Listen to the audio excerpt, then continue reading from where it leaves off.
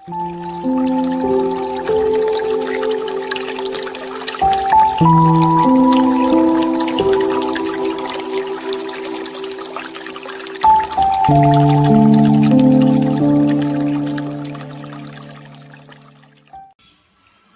Vandana Shiva, di negara asal mereka, ini biasanya negara-negara maju, mereka itu tidak berani melanggar aturan, patuh. Tapi begitu masuk negara berflower tadi, ya negara berkembang itu, oh mereka dengan senang saja melanggar aturan, tidak peduli lingkungan. Mungkin alasannya kan aturannya tidak ada di sini, atau kan gampang, yang lain juga begitu dan lain sebagainya, termasuk mencari tenaga kerja yang murah-murah, yang sebagian besar perempuan.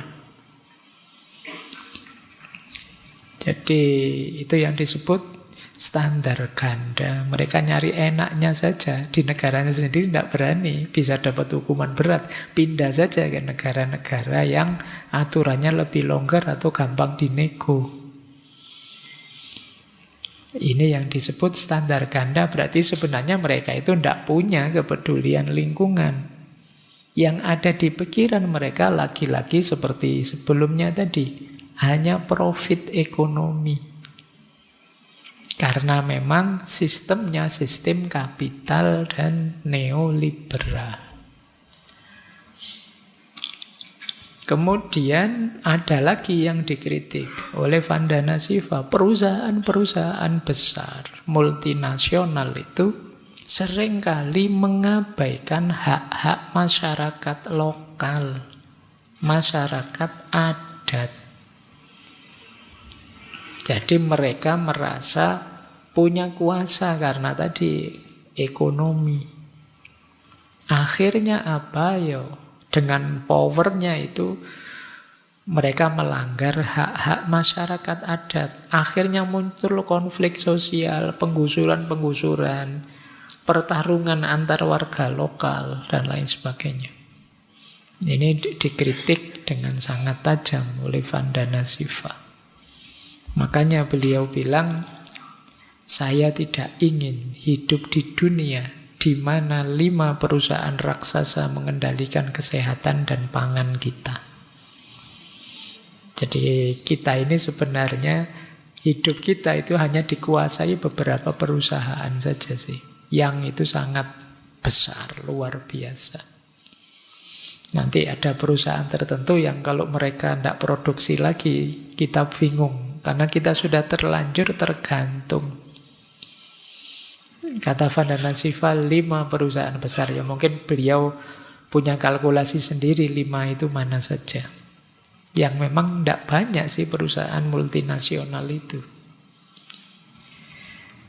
Baik. Jadi itu kritik kedua.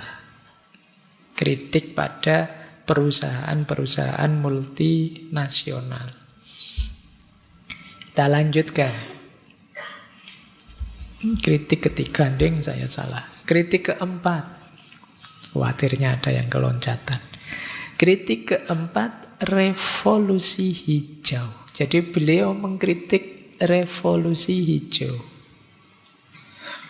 Kalian pernah dengar enggak revolusi hijau ini ya? Bukan partai loh ya. Ya enggak ada urusannya dengan partai atau agama.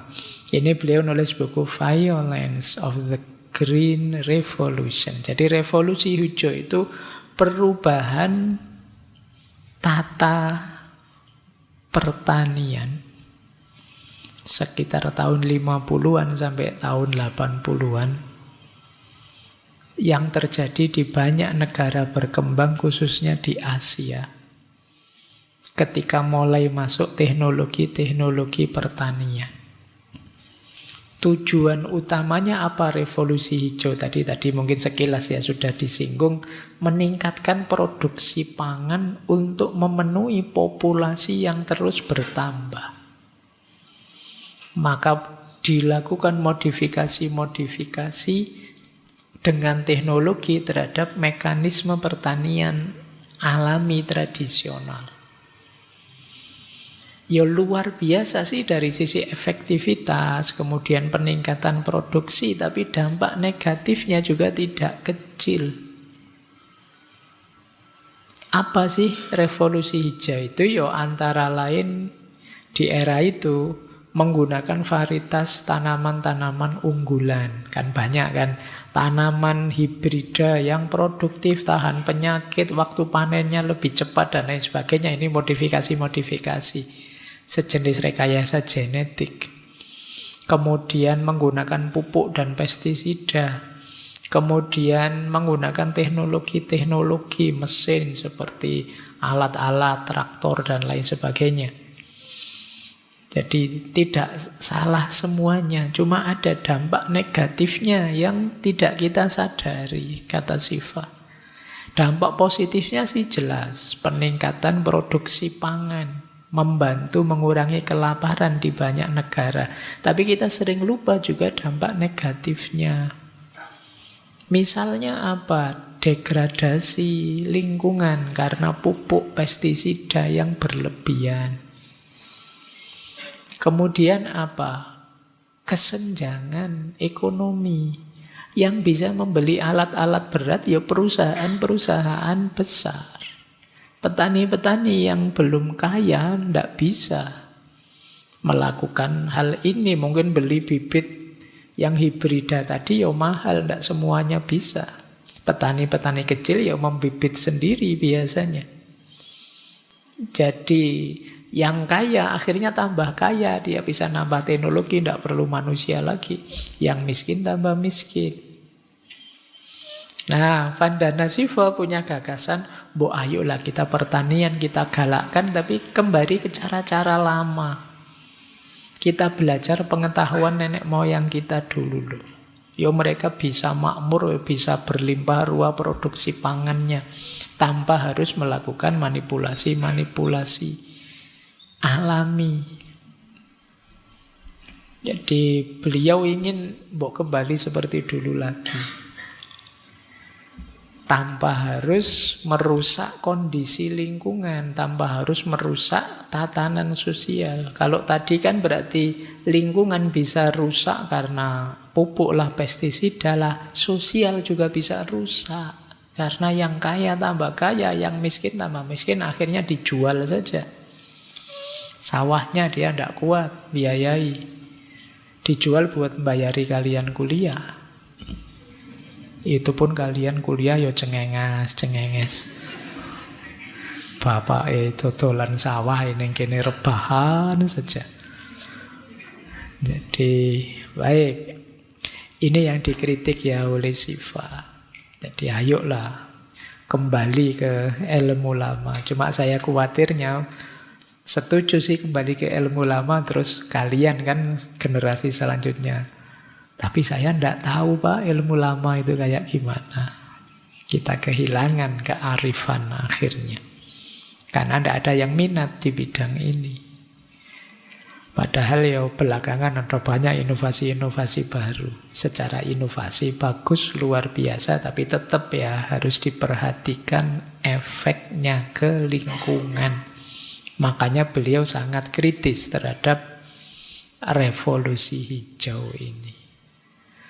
Mungkin sekarang ya antara iya dan tidak sih, karena revolusi hijau ya hijaunya sudah habis jadi bangunan semua. Yang untuk sawah-sawah mulai tidak ada sekarang. Ada pun tidak ada yang garap. Misalnya kalian diwarisi sawah oleh bapakmu, mungkin yang ada di pikiranmu dijual saja buat usaha apa, mungkin begitu. Baik. Ada lagi kritik.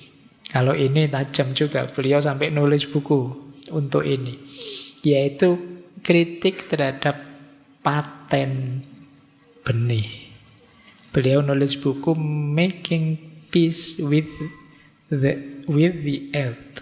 Jadi berdamai dengan bumi. Kata Siva, perusahaan-perusahaan besar yang tadi melakukan inovasi-inovasi teknologi pertanian, itu kadang-kadang kan mereka itu mematen produknya. Jadi dengan undang-undang terus bikin peraturan, benih yang mereka inovasi itu ya hak ciptanya mereka, negara dan korporasi melindungi hak cipta ini. Pada akhirnya apa? Petaninya tidak bisa pakai. Kalau mau pakai harus beli ke mereka. Bikin sendiri akan dianggap pelanggaran hak cipta. Jadi petani tidak diizinkan mengembangkan benih seperti yang mereka inginkan karena sudah lebih dulu dipatenkan oleh perusahaan-perusahaan besar. Kalau petani mau pakai, beli. Dan itu harganya mahal. Jadi ini dari sisi sosialnya. Dari sisi lingkungannya, benih ini kan sebenarnya semacam rekayasa genetik modifikasi yang kadang-kadang hanya bisa ditanam satu kali, tidak bisa diulang-ulang. Seperti kalau petani itu kan misalnya habis panen, beberapa dipakai untuk benih selanjutnya. Tapi yang benih-benih baru tidak bisa. Nah, akhirnya apa? Ya para petani terus-menerus mengeluarkan uang untuk membeli benih atau membeli pupuk ini, pupuk itu. Benih ini, pupuknya harus ini. Misalnya, dua-duanya dipaten. Akhirnya petani harus beli. Modal untuk bertaninya tambah besar. Serba dilema. Tidak menanam padi, makan apa? Menanam padi, sama-sama makan apa? Nanti karena rugi, tidak dapat apa-apa.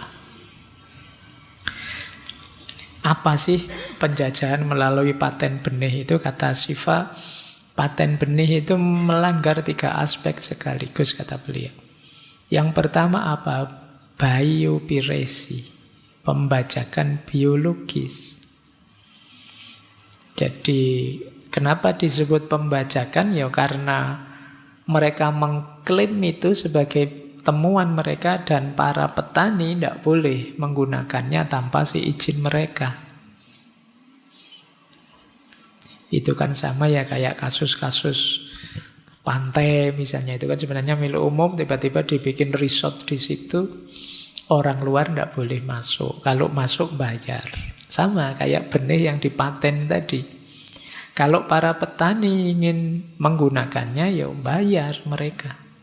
Mereka harus bayar royaltinya, lisensinya. Petani banyak terjerat uang, hutang. Jadi karena mereka tidak mampu membiayai. Kemudian ada beberapa penelitiannya Shiva, ternyata organisme, modifikasi, dan lain sebagainya itu kadang-kadang justru menghilangkan keragaman varietas benih. Jadi keragaman hayati jadi banyak berkurang.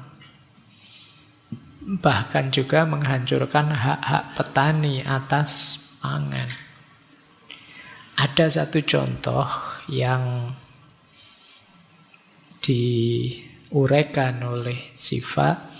Jadi ini kasus budidaya kapas. Jadi ada satu waktu di mana para petani India itu membudidayakan kapas, istilahnya kapas biti. Jadi kapas biti itu sebenarnya organisme semacam larva yang dimodifikasi secara genetik.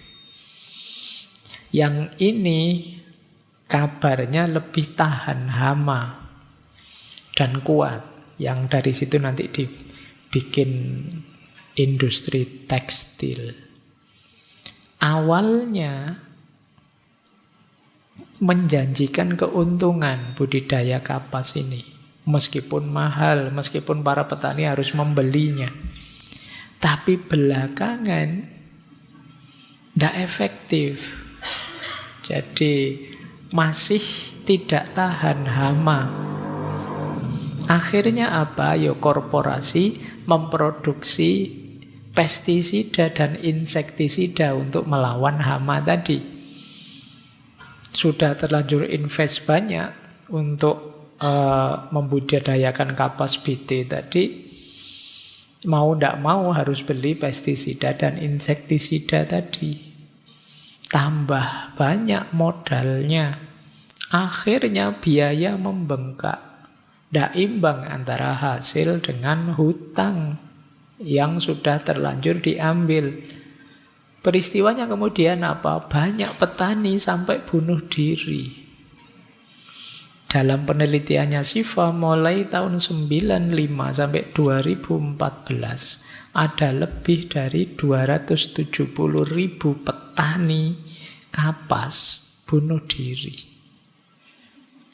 270.000 loh ya. Itu ngalang-alai perang Israel Palestina kemarin. Nyawa manusia hilang karena depresi. Jadi keuntungan yang diharapkan tidak muncul. Modal yang dipakai terlanjur terlalu besar. Baik, ini untuk pelajaran kita ya. Oke ya, ini salah satu kritik beliau. Makanya mbok sudahlah, tidak harus ada model paten-paten itu ya. Seandainya itu inovasi ya, dibikin terbuka saja, tidak harus. Kemudian ada royaltinya dan lain sebagainya. Itu yang dikritik oleh beliau. Selain juga, mbok juga diperhatikan aspek konservasinya, kelestarian lingkungannya, keseimbangan alamnya, yang itu sering luput. Makanya beliau bilang industrialisasi pangan global itu tidak murah ternyata. Jadi terlalu mahal bagi bumi, bagi para petani, bahkan bagi kesehatan kita. Kita tidak sadar kadang-kadang modif-modif itu ada efeknya untuk kesehatan. Ya termasuk tanaman-tanaman yang terkontaminasi pestisida tertentu, insektisida tertentu. Yang kemarin di sesi pertama minggu ini kan dijelaskan itu dalam jangka waktu tertentu mengancam kesehatan manusia yang ini, yang itu.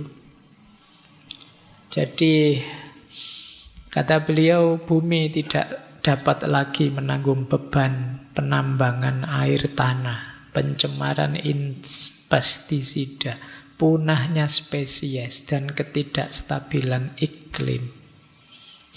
Sementara para petani tidak dapat lagi menanggung beban hutang yang tidak dapat dihindari dalam industrialisasi pertanian dengan biaya produksinya yang tinggi. Buminya rusak, petaninya sengsara. Industrialisasi pertanian tidak mampu menghasilkan makanan yang aman sesuai dengan budaya yang lezat dan berkualitas. Industrialisasi pertanian tidak mampu menghasilkan cukup makanan untuk semua orang karena industrialisasi pertanian memboroskan tanah, air, dan energi. Industrialisasi pertanian menggunakan energi 10 kali lebih banyak daripada yang dihasilkannya. Jadi kalau ada orang bilang itu efisien, sebenarnya industrialisasi pertanian itu 10 kali kurang efisien. Kalau dilihat efeknya, kita kemarin hanya melihat aspek ekonominya. Yang panennya lebih cepat dan lebih banyak, itu saja. Kita lupa efek-efek yang lain yang jauh lebih besar. Jadi ini menarik ya kalau kita kaitkan, dulu kita membahas filosof namanya Paul Virilio, dromologi. Dromologi itu filsafat kecepatan. Efisien itu kan cepat namanya. Tapi jangan lupa, kecepatan itu seringkali ekuivalen setara dengan kedangkalan. Kurang dalam. Tidak bisa menikmati. Kalian naik motor kok kecepatannya luar biasa. Kalian kan tidak sadar kirimu ada apa, kananmu ada apa. Padahal tadi papasan sama teman akrabmu, kamu nggak bisa mengenali kenapa terlalu cepat. Nah, model efisiensi juga begitu. Ya memang cirinya orang modern itu ingin serba efisien. Wong sekarang kalian ngomong agak panjang saja kan males sudah. Ingin bilang oke saja, hanya 3 kata itu pun males. Pokoknya kalian ngasih emoticon jempol, kan gitu aja. Betapa malesnya sekarang. bilang minta maaf ya, males kamu kan malah kasih emoticon yang tangan itu. Jadi kita semangatnya efisien, tapi jatuhnya mental kita tambah mental males. Karena difasilitasi oleh macam-macam tadi. Ini yang diprihatinkan oleh Vandana Shiva. Hidup kita semakin lama tidak semakin membumi.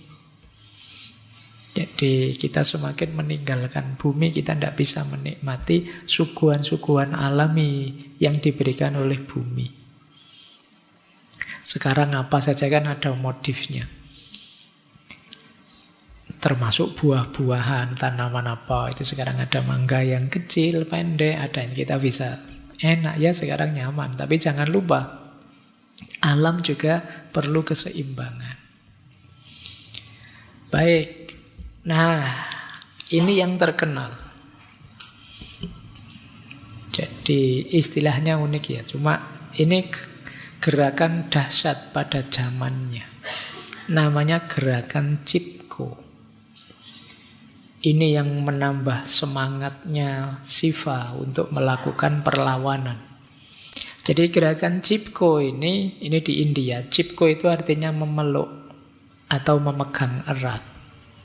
Ini unik ya, ini boleh kalian pakai kode itu. Chipko yuk.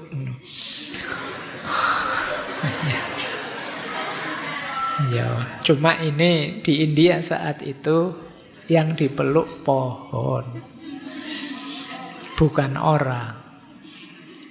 Jadi ini sekitar tahun 73, itu saat itu di daerahnya Shiva tadi ya.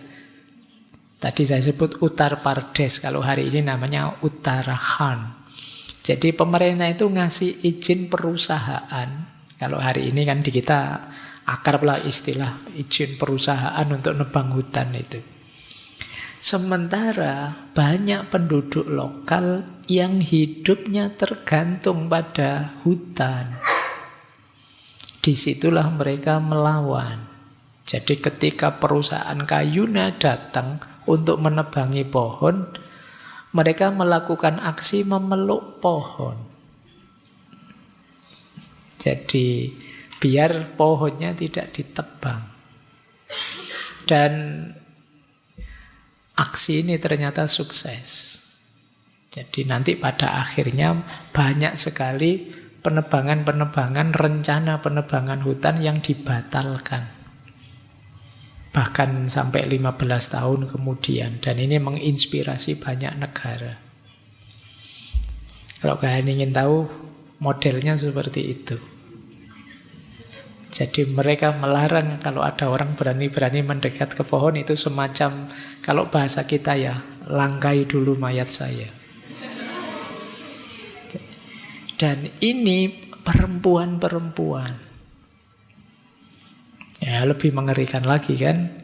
Kalian kan selalu bilang mak-mak atau apa itu. Lebih dahsyat powernya. Dan ini membuat takut korporasi-korporasi zaman itu untuk menebangi pohon. Itu kalian perhatikan itu betapa sayangnya mereka terhadap pohon. Bagi kalian mungkin sepele, tapi mereka sadar betul bahwa ini kehidupan. Tidak sekedar pohon, tidak sekedar kayu, tidak sekedar tanaman untuk kita nikmati, tapi ini bagian dari diri kita. Kalau kemarin-kemarin kita uraikan kesadaran kesatuan kita dengan alam, berarti kalau ada orang merusak alam itu sebenarnya sedang bikin gara-gara dengan kita. Dia sedang mengganggu keluarga kita. Sebagaimana kalau ada anggota keluarga diganggu, ya kita siap pasang badan untuk membelanya. Persis seperti itulah untuk yang dilakukan oleh perempuan-perempuan dari gerakan Chipko ini. Dan Vandana Shiva ada di sana. Oke, baik. Dan gerakan ini menginspirasi banyak sekali gerakan-gerakan serupa kemudian di seluruh dunia. Memang inspirasinya itu sebenarnya dari Mahatma Gandhi dengan ahimsanya. Melawan tapi tanpa kekerasan. Makanya tidak dengan misalnya ngajak bertarung perusahaan-perusahaan itu, tapi aksi damai dengan cara memeluk pohon. Oke, baik. Kita lanjutkan ya. Ini versi gerakan Cipko. Jadi beliau ini tidak hanya akademisi, tidak hanya intelektual, tapi juga aktivis. Dan nanti beliau jadi juru bicara, termasuk juga jadi wakilnya negara untuk menyuarakan kepedulian terhadap alam dan lingkungan ini. Oke, kita lanjutkan. Nah, beliau punya quote menarik. Seperti biasa dalam setiap skema yang memperburuk posisi orang miskinlah yang dipanggil sebagai penerima manfaat. Ini maksudnya apa? Contohnya ya, alam ini rusak, hancur, sehingga jumlahnya orang miskin banyak sekali. Misalnya tadi dirusak oleh korporasi-korporasi tadi. Kemudian datanglah kembali mereka, wah kasihan sekali ya kamu miskin, sini tak kasih bantuan. Jadi seolah-olah mereka datang sebagai pahlawan. Padahal sebelumnya mereka lah yang merusak, yang jadi sebab kemiskinan itu. Maka kata Siva, seperti biasa, ya di mana-mana begitu. Skemanya membuat orang jatuh miskin, tapi kemudian dia hadir kembali untuk menolong orang yang miskin tadi sebagai pahlawan. Orang miskinlah yang dipanggil sebagai penerima manfaat. Jadi seolah-olah kalau tidak ada saya, kamu miskin terus loh, nggak ada yang ngasih bantuan. Jadi orang lupa bahwa dulu yang merusak, yang mengacaukan itu ya mereka-mereka juga. Yang bikin kemiskinan itu banyak ya mereka-mereka lagi. Baik, ini sindiran ya dari Siva terhadap skema. Skema apapun, skema ekonomi, skema politik, skema sosial yang kadang-kadang memang disengaja untuk dilakukan ini biar ada pahlawan yang hadir. Baik, kita lanjutkan. Nah, sejak tadi kita gelisah ya, ada problem, ada masalah. Sekarang apa sih tawarannya dari Vandana Siva terhadap problem-problem lingkungan tadi dan juga nasibnya perempuan? Yang pertama, beliau menawarkan sistem pertanian yang organik, yang lebih ramah lingkungan, yang tidak terlalu banyak pestisida, pupuk kimia, serta menjaga keanekaragaman hayati.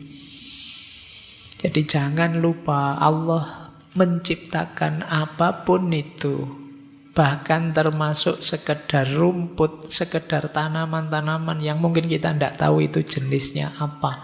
Semuanya ada manfaat, ada gunanya. Kalau ada salah satu yang punah, maka pasti berefek ke yang lain. Kita sering menyebutnya ketidakseimbangan. Bahkan termasuk mungkin makhluk yang kamu benci. Misalnya tidak ada nyamuk saja, itu mesti nanti ada efeknya. Meskipun kalau ada nyamuk, kamu susahnya luar biasa. Tapi bayangkan kalau nyamuk tidak ada, itu nanti masih ada rangkaian rantai makanan yang terputus. Tidak ada tikus saja misalnya. Kalian kan benci sekali sama tikus, meskipun sebagian besar kan tidak berani. Ya, ngakune jantan ono tikus loncat-loncat. Kamu benci kan, tapi dia pasti punya perannya sendiri. Maka keanekaragaman hayati itu penting kita perhatikan. Saya tidak tahu sekarang mulai banyak jenis-jenis tanaman yang zaman kecil saya dulu sering saya lihat, sekarang mulai jarang.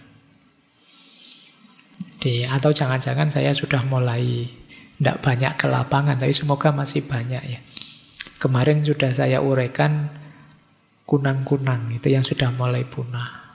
Karena terlalu banyak cahaya artifisial, cahaya buatan, dan lain sebagainya. Ayo ya kita mulai organik-organik kita hidupkan lagi. Kemudian kedaulatan pangan. Jadi mungkin teman-teman nanti ada yang punya power, punya jabatan. Ayo memperkuat, memberdayakan masyarakat. Biar mereka mandiri, punya kendali atas produksi pangan mereka sendiri. Tanpa tergantung yang lain.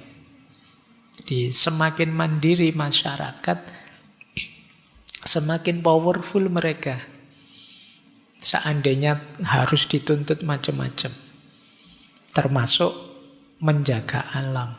Ya sulit kita, misalnya mereka kita paksa sangat peduli dengan alam, sementara kebutuhan-kebutuhan primer mereka belum terpenuhi. Kebutuhan primer ya sandang, pangan, papan. Maka penting ekonomi lokal yang kuat, yang mandiri. Kemudian pemberdayaan perempuan. Siva menyarankan perempuan diberi akses lebih besar terhadap sumber daya dan pengambilan keputusan. Jadi perspektif perempuan harus tetap didengarkan. Kadang-kadang kan kita menganggap mereka itu, alah siapa mereka, alah sudahlah kalau ada mak-mak mesti. Kan kamu bilang begitu. Enggak, perspektif mereka harus tetap kita dengarkan. Kemudian penting juga beliau menawarkan koperasi. Ini untuk mengatasi kapitalisme dan juga neoliberalisme tadi loh. Ini sebenarnya kita sudah jauh melangkah sejak zaman Pak Hatta dulu sudah diusulkan model koperasi. Ya meskipun prakteknya kita masih belum bagus, tapi secara konsep kita punya sih. Saya tidak tahu koperasi-koperasi itu mungkin perlu digalakkan lagi. Koperasi itu kan sistem ekonomi yang dasarnya kebersamaan, bukan eksploitasi. Kalau untung semuanya bisa merasakan keuntungannya. Baik, kalau saya tidak tahu kalau anak muda hari ini mungkin tidak akrab dengan koperasi. Akrabmu dengan pinjol mesti. Bikinlah koperasi, latihan membangun sistem ekonomi yang dasarnya kebersamaan. Kemudian mari kita jaga kearifan lokal, kearifan tradisional. Yang kadang-kadang tidak kita duga-duga itu manfaatnya besar. Jadi kemarin saya membaca itu ada ternyata makanan yang ditaruh di ruang terbuka pada akhirnya mengurai bla bla bla bla, itu ada manfaatnya juga untuk lingkungan dan lain sebagainya. Jangan-jangan itu hubungannya dengan sajen masyarakat zaman dahulu dan lain sebagainya. Yaitu kira-kira, saya juga masih belum paham teorinya tadi. Tapi bisa saja. Jadi cara nenek moyang kita menanamkan kearifan itu dengan cara mereka sendiri. Karena kalau dijelaskan versi seperti ini mungkin tidak paham. Kalau kita jelaskan ke mereka, mari kita jaga keanekaragaman hayati, mereka bingung ini hayati anak mana lagi, ini yang dijaga. Tapi kalau dengan contoh-contoh yang lebih konkret sesuai mindset wawasan mereka mungkin lebih masuk. Jangan sembarangan dekat-dekat pohon ini ada penunggunya loh. Itu mungkin cara mereka untuk mengkonservasi. Kalau orang India tadi cipko dengan cara dipeluk, kita dengan cara mungkin di budaya tertentu dikasih sarung misalnya. Kan ada itu kan budaya tertentu yang pohonnya dikasih sarung, dikasih apa, terjadi orang tidak berani sembarangan, sakral itu ya. Ya itu mungkin kearifan-kearifan. Kata Siva, ayo kita gali sebanyak-banyaknya pengetahuan lokal, termasuk cara menanam padi, cara mengatasi hama dan lain sebagainya. Nenek moyang kita biasanya jauh lebih alami prosesnya dan lebih ramah dalam menjaga keseimbangan lingkungan. Cuma ya itu tadi, kalau semakin banyak yang tidak tertarik bidang ini, ya lama-lama wawasan itu akan lenyap. Atau nanti kalian akan menuduh begitu saja bahwa ala Pak itu ndak ilmiah Pak, itu ndak, nanti kalian bisa ke situ. Mungkin saja wawasan nenek moyang kita itu kalau diukur, karena memang belum pernah diteliti serius ya, kalian menyebutnya itu ndak ilmiah. Tapi secara lebih dalam mungkin akan ketemu rahasianya kalau kalian mau menggalinya. Karena seringkali kan masyarakat itu dengan caranya sendiri menciptakan tabu-tabu. Kayak apa, dulu zaman saya kecil, kalau nyapu harus bersih loh ya, kalau ndak bersih nanti kalau perempuan suaminya berewokan loh, gitu. Ya kalau dimaknai letterek seneng sekarang. Wah, saya suka Pak, maco Pak, brewok itu Pak, keren gitu. Jadi kalau nyapu ndak usah bersih saja, biar dapat suami berewokan. Itu kan sebenarnya kearifan zaman dulu untuk cinta pada kebersihan, cuma dengan cara mereka sendiri. Jadi ayo ya kita gali. Mungkin ada beberapa semacam mitos, semacam common sense yang padahal kalau digali itu rahasianya dalam, punya manfaat yang tidak kita sadari, yang berhubungan dengan alam. Baik, silahkan nanti direnungi ya tawaran-tawaran solusi dari Siva ini. Kemudian yang menarik lagi, menurut beliau ini melihat di banyak budaya termasuk di India ada konsep ibu bumi. Ada di Jawa ada Dewi Sri. Kita sering pakai istilah ibu pertiwi. Ini menarik kata Siva. Yo, jangan tiba-tiba dituduh wah Dewi Sri itu musyrik Pak kalau begitu. Tidak begitu cara membacanya. Maksudnya apa? Nenek moyang kita memposisikan bumi ini seperti ibu. Jadi kenapa? Loh, bukankah bumi yang memberikan kita nutrisi, kehidupan, makanan, dan lain sebagainya? Dia yang momong kita sejak kecil.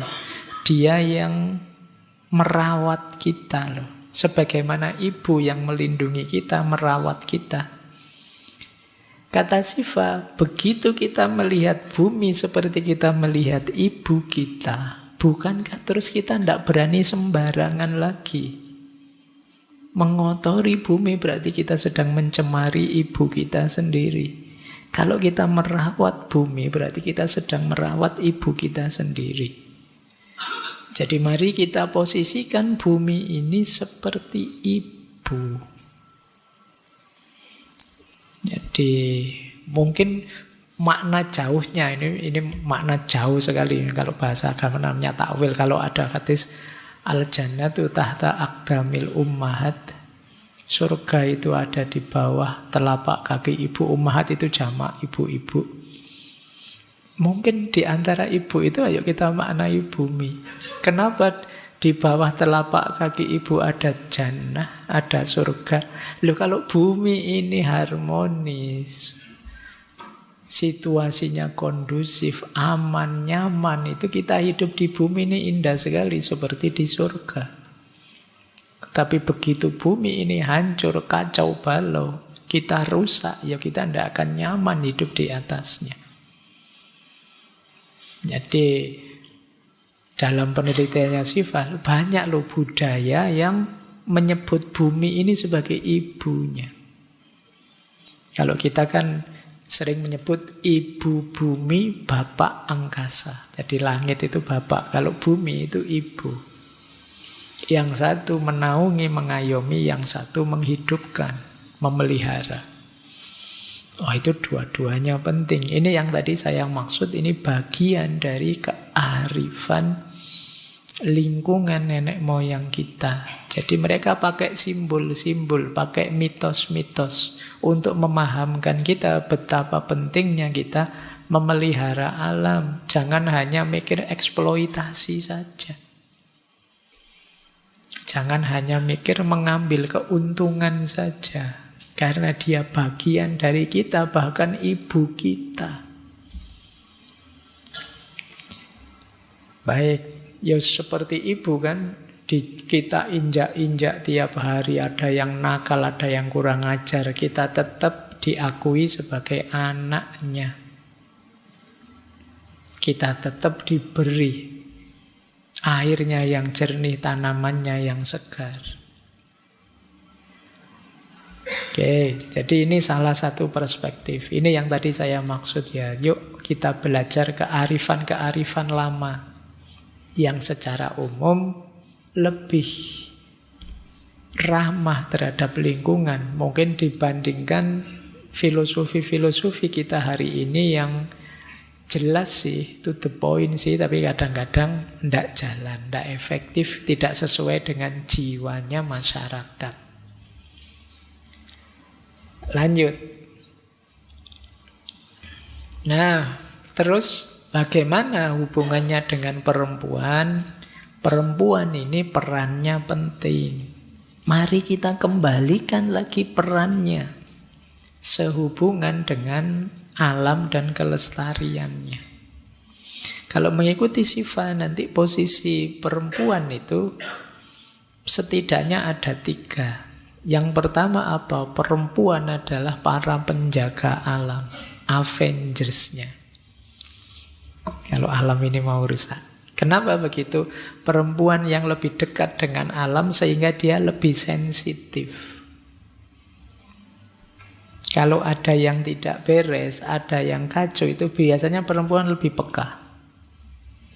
Perempuan itu, misalnya ini contoh ya, ilustrasi luasnya saja. Ada bocor di rumahmu sedikit misalnya, 1 tetes, itu yang heboh duluan mesti ibumu. Bapakmu santai saja, alah biasa, nanti saja, gitu, santai saja ya. Jadi kepekaan terhadap situasi tidak harmonis itu perempuan lebih besar. Kalau kalian apalagi yang cowok itu kan ya santai saja, itu boleh dibandingkan kamarnya cowok sama kamarnya cewek. Cowok bisa nyaman saja, tidak mandi 3-4 hari gitu ya. Beda dengan perempuan. Maka yang lebih bisa diandalkan untuk mengidentifikasi adanya ketidakseimbangan, kekacauan, dan menghidupkan jiwa peduli itu perempuan. Maka mari kita hargai perempuan, kata Siva, sebagai para penjaga alam. Mereka yang lebih dekat dengan alam. Yang kedua, sebagian besar wawasan yang tadi disebut kearifan-kearifan tradisional, menurut penelitian beliau itu dimiliki oleh perempuan. Jadi pengetahuan tentang pertanian, pengobatan, sumber daya alam itu biasanya banyak perempuan. Di daerah-daerah misalnya kalau disebut apa misalnya dukun beranak, itu mesti perempuan yang ngerti cara alami melahirkan. Tuh, pengobatan-pengobatan itu banyak yang perempuan, herbal-herbal itu perempuan. Jadi kearifan-kearifan tradisional ternyata banyak dimiliki oleh perempuan. Kemudian yang ketiga, kata Siva, perempuan adalah agen perubahan yang tangguh. Mereka persisten, mereka itu tahan lama, tidak gampang menyerah. Jadi kalau dihubungkan dengan lingkungan, mereka ini korban pertama, tapi sekaligus agen yang sangat tangguh. Jadi ya seperti tadi loh, yang gerakan Cipko tadi itu ternyata ya para perempuan yang menggerakkannya. Mungkin kalau laki-laki tidak telaten disuruh memeluk pohon seperti tadi. Mungkin kamu geleng-geleng, ini gunanya apa tuh Pak, kok meluk pohon gini, itu mindsetnya laki-laki. Jadi agen perubahan yang punya, kalau bahasa awal ngaji tadi ya, yang punya daya istiqomah lebih besar itu perempuan. Baik, jadi reposisi peran perempuan, hargai dia sebagai penjaga alam, sadari bahwa mereka lah yang memiliki kearifan tradisional, dan jangan lupa, mereka adalah agen perubahan yang tangguh. Jadi kalau mereka dilemahkan, kalau mereka didiskriminasi, dan diperlakukan hanya sebagai objek saja, maka manusia rugi besar. Kita semua yang rugi, apalagi tadi dengan analogi ibu bumi dan lain sebagainya. Lanjut. Nah, terakhir ini. Tujuan akhirnya apa sih semua yang di depan tadi? Tujuan akhirnya kata Siva adalah masyarakat berkelanjutan. Masa depan manusia. Apa sih cirinya masyarakat berkelanjutan itu? Masa depan manusia itu masih terjamin selama 5 aspek itu ada. Apa cirinya? Mandiri. Yang kedua, lestari, berkesinambungan. Yang ketiga, adil. Yang keempat, demokratis. Semua dijamin haknya. Dan yang kelima, diversitas, keragaman diakui. Jadi masyarakat yang mandiri, yang lestari, yang adil, yang demokratis, yang diversitas, segala makhluk yang ada di sekelilingnya dijamin, itulah nanti yang berkelanjutan. Kenapa harus ada diversitas, Pak? Karena seperti saya bilang tadi, setiap makhluk, setiap komponen dalam lingkungan kita ada perannya. Kalau ini terkacaukan atau ada yang berkurang, masa depan dari ekosistem, dari lingkungan ini juga akan semakin pendek. Maka perlu diversitas. Demokratis dan adil ini tentu saja. Kalau tidak ada hak yang dijamin, berarti tidak ada ketidakadilan. Kalau tidak ada ketidakadilan, pasti chaos. Kelestarian dan kemandirian itu jadi satu. Mampu menghidupi dirinya sendiri sehingga dia jadi lestari. Tujuan akhirnya masyarakat berkelanjutan, cirinya 5 hal tadi, kemudian orientasinya kemana? Untuk mewujudkan 5 hal tadi, apa yang harus dilakukan? Yang pertama, kedaulatan pangan. Yang kedua, pertanian yang berkelanjutan, karena dunia pertanian ini vital, kalau dia selesai, pontang-panting manusia. Yang ketiga, ekonomi lokal. Ekonomi lokal berarti kemandirian. Yang keempat, pengetahuan lokal, kearifan-kearifan tadi. Yang kelima, keadilan sosial. Kesetaraan laki-laki, perempuan, tidak boleh ada diskriminasi. Dan yang terakhir, hubungan harmonis dengan alam. Jadi 6 hal ini yang harus dilakukan demi munculnya kemandirian, kesinambungan, keadilan, demokratis, dan diversitas. Itulah yang disebut masyarakat berkelanjutan. Kalau ciri ini ada, manusia masih penuh harapan di masa depan. Baik, terakhir kata Siva, if you are doing the right thing for the earth, she is giving you a great company. Kalau engkau melakukan hal yang benar kepada ibu bumimu, kepada bumi, maka dia akan memberimu pertemanan yang luar biasa. Dia akan mendukungmu, dia akan menemanimu.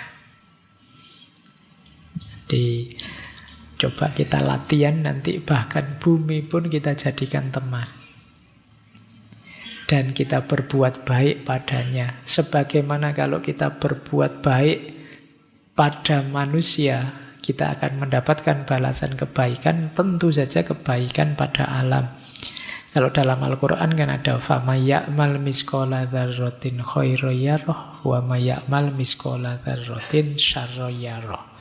Kalau kita melakukan kebaikan sekecil apapun, terhadap siapapun dan terhadap apapun, terhadap lingkungan kita, alam sekeliling kita, sekecil apapun, meskipun kalau dalam hadis itu sekedar menyingkirkan batu di jalan, itu kan simpel, sederhana. Tidak mengganggu orang lewat itu simpel, sederhana, tapi kita akan menikmati hasilnya. Demikian juga kalau kita melakukan hal yang buruk, termasuk keburukan terhadap alam, kita pun akan memanen hasilnya. Oleh karena itu kata Siva, kalau engkau melakukan hal yang baik pada bumi, dia akan memberikan persahabatan yang luar biasa, pertemanan yang luar biasa. Akan kita rasakan manfaatnya. Baik, saya kira itu ya materi malam hari ini. Terima kasih sudah berjuang menahan ngantuk dan lain-lain. Ya, yang penting istiqomah belajar. Dapat apa? Wallahu a'lam, Allah yang tahu. Yang penting semoga paling tidak tema kita bulan ini sedikit-sedikit membawa kesadaran kita untuk tidak egois, bahwa hidup ini tidak hanya tentang manusia.